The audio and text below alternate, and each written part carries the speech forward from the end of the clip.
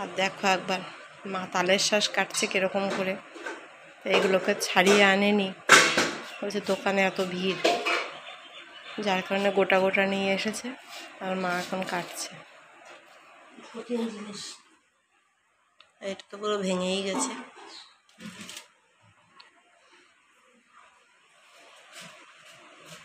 Good morning তোমাদের সবাইকে, তোমার সবাই কেমন আছো? আশা করি ভালো আছো। আমরা খুব খুব ভালো আছি। সকাল সকাল বাবা বাজার থেকে চলে আসলো, তো তোমাদেরকে দেখালাম সবার আগে যে কাজটা। আমার মা তালের শ্বাস ছাড়িয়ে নিল, আমাদের তালের শ্বাস খাওয়াও হয়ে গেল। আর এই যে মা এখন বসেছে কাটিং কুটিং করতে। এই যে সবজি কাটা, কত কি আজকে সবজি নিয়ে এসছে, খুব বেশি আজকে সবজি আনেনি যদিও বা, তোমাদেরকে দেখিয়ে দিচ্ছি কি সবজি এনেছে। তো আমাদের আজকে বাজার থেকে আজকে নিয়ে এসেছিল বরবটি, এনেছিল ঘি করলা, আছে রসুন, কাঁচা লঙ্কা, পেঁয়াজ আর আদা নেই, আর এনেছে কচুর শাক। তো মা অনেক দিন ধরে বলেছিল যে কচুর শাক খাবে, তো ওই জন্য কচুর শাক নিয়ে এসেছে। তো কচুর শাকটা এতটা বড় পরিমাণে ছিল, ওই জন্য বাবা এটাকে কেটে ছোট ছোট টুকরো করে তারপরে নিয়ে এসেছে। আর নিয়ে এসেছে আম, আর আম বেশি আনেনি, আম 4টেই এনেছে। আমগুলোকে জলে ভিজিয়ে রাখা রয়েছে। আর তালের শ্বাসটা তো আমাদের খাওয়া হয়েও গেলো, ছাড়ানো হলো, খাওয়া হয়ে গেল, সব কিছু কমপ্লিট। আর এবার মাছ কি এনেছে সেটা এখন দেখা হয়নি, সেগুলো এখন অবধি প্যাকেটেই রয়েছে। 4টে আম দিয়ে অনেকে খাওয়া যাবে।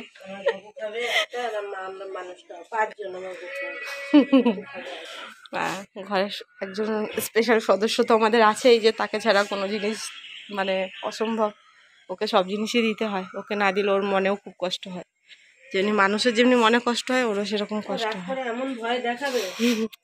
তো চলো আর বেশি বকর বকর না করে মায়ের সঙ্গে একটু হাতে হাতে একটু কাটাকুটিগুলো করে নিই, তারপরে দেখা যাক কোন দিকে কি করা যায়। আর হ্যাঁ, তোমাদেরকে যেটা দেখাতে ভুলে গিয়েছিলাম, যেটা সবচেয়ে ইম্পর্টেন্ট জিনিস, সেটা হচ্ছে এই আমটা। এই আমটা হচ্ছে আমাদের গাছের।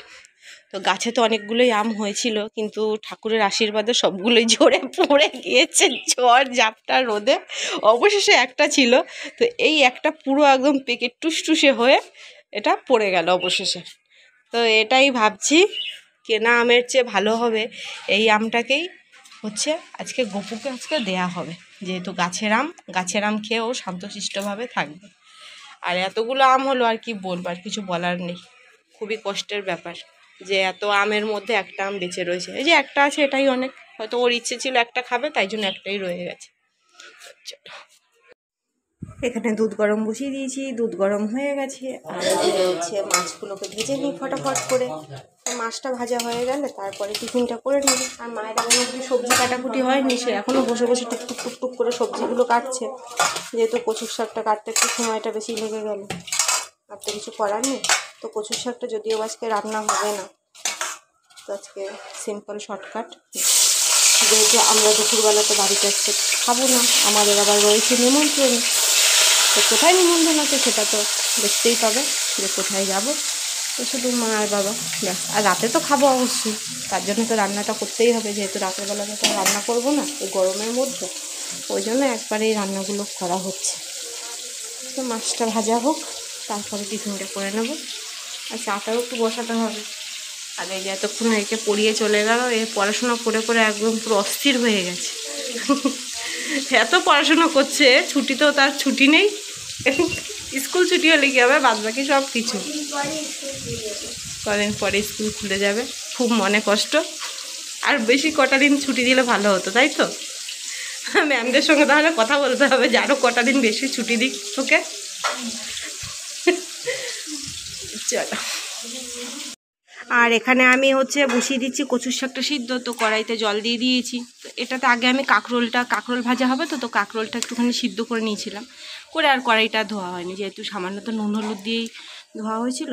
আর এবার হচ্ছে আর কচু শাকগুলো কেটে ধুয়ে পরিষ্কার করে তারপর হচ্ছে এবার এটা সিদ্ধ হয়ে যাক, তারপরে ভাতটা বসানো হবে। আজকেও রান্নাবান্নাতে প্রচণ্ড পরিমাণে দেরি, প্রত্যেকটা দিন এত পরিমাণে দেরি হয়ে যাচ্ছে কাজকর্ম করতে করতে।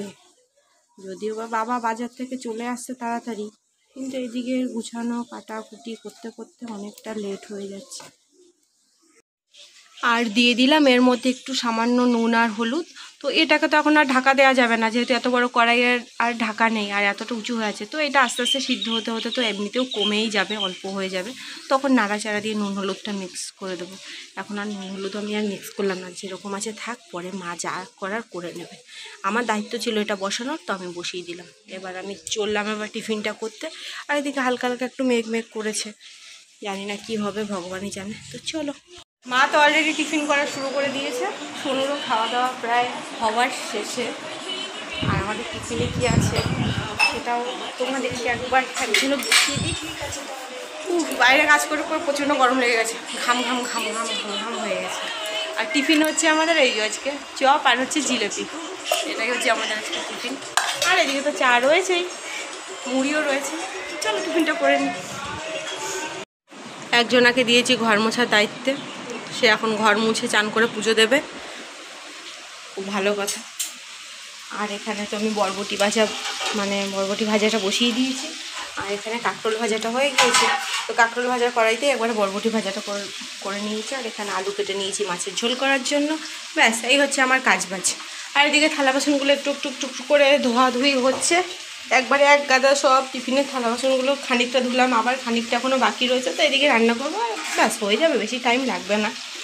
তো হয়েই গেল প্রায়। মাছ ভাজা মানে মাছের ঝোল করতে খুব একটা বেশি সময় লাগবে না। আর মা ওইদিকে কাজ করছে, মায়ের কাজ ওইদিকে, জানোই বাইরের দিকটা মা সামলায়, এদিকটা আমি সামলাই।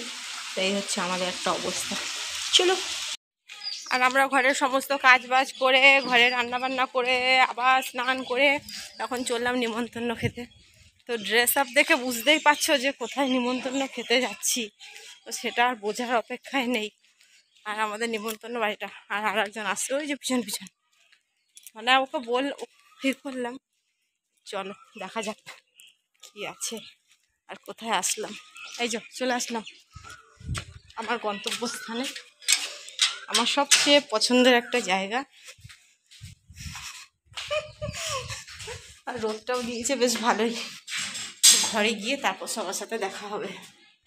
আর এসেই দেখলাম বড় মামি এই যে এখানে খাবার দাবার রেডি, ঠিক একদম খাওয়ার টাইমটাতে একদম চলে আসা হয়েছে। আর খাবারের মধ্যে তো আর বলতে হবে না, জানা ছিল যদিও বা। ফ্রাইড রাইস, স্যালাড, এখানে আছে মটন। আর এই যে এটা তো তো একটু হাই বলে দাও, এইদিকে বলে দাও, একটু বলে দাও। হ্যাঁ, তো দোদোকে আগে খাবার খাইয়ে দিচ্ছে, আর মামা এখানে পুজো দিচ্ছে এখন অব্দি। এই যে ছোটো মামি খাবার বাড়া শুরু করে দিয়েছে, যার যার ভাগের মটন কষা, মানে বেগুন ভাজা, পটল ভাজা। পটল ভাজা নজর দিবি না, ওটা আমার ভাইয়ের।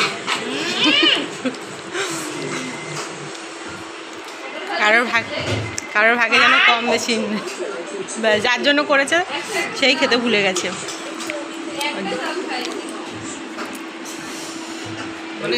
ভাই এখন চান খাওয়া, খাবার খাওয়া শেষ। আর এবার এই যে আমাদের এই যে কোল্ড ড্রিঙ্কস ঢেলে দিল। তো কোল্ড ড্রিঙ্কসের মধ্যে আজকে তো আর স্প্রাইট নেই, আজকে এনেছে মাজা মামা। আর বড় মামি এখানে ফটাফট করে থালা বাসনগুলো ধুয়ে নিল। আর আমাদের টেবিলটা বেশ ভালো হয়েছে, যে কিন্তু নিজে খাবে না, বলছে তাহলে মুখটা নষ্ট হয়ে যাবে ফ্রাইড রাইস আর মাটন খেয়ে, খাবে। তোমরাই বলো, ফ্রাইড রাইস এত টেস্টি খাবার খাওয়ার পরে আর এই কোল্ড ড্রিঙ্কস এখন কার ভালো লাগে? তো আমি আর খাবো না, যে খাবে খাক। শুয়ে পড়লাম এই যে, আহা কি মজা। দোদো একটু শোবে, তো দোদো একটু শোবে। দোদো কি দোদো তাহলে দোদো শোবে না তো? কোথায় দোদো বালিশ কোথায়? দোদো নিয়ে আসো। এখন তো দোদো এখন প্রচন্ড ব্যস্ত। আর এদিকে দোদোর মা কেকে খাবে মাজা, মাজাকে। আর বড় মামির ঘরটা না সত্যি খুব ঠান্ডা, কিছু আর বলার নেই, অন্য রুমগুলো হচ্ছে। তো চলো আজকের মতো আমার ব্লগটা এখানে শেষ করলাম, দেখা হবে নতুন আরেকটা ভিডিওতে। ততক্ষণের জন্য তোমরা সবাই খুব খুব খুব ভালো থাকো। Tata, bye bye.